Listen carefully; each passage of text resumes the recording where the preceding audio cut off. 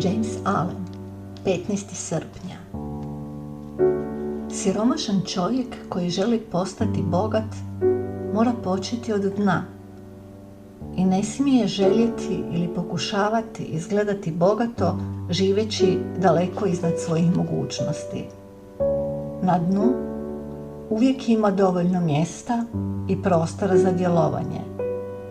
I dno je sigurno mjesto za svaki početak, jer ispod njega nema ništa, a iznad njega je sve.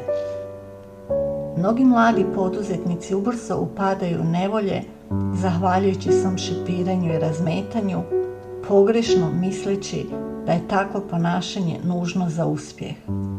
No uspiju zavarati jedino sebe i srozavaju se u propast. U svim životnim područjima skroman i iskren početak bolje će osigurati uspjeh od napadnog pokazivanja vlastitog položaja i važnosti. Štedljivi i razboriti na putu su prema bogatstvu. Taština koja potiče na suviše raskošno odljevanje porok je koji kreposni ljudi trebaju pažljivo izbjegavati.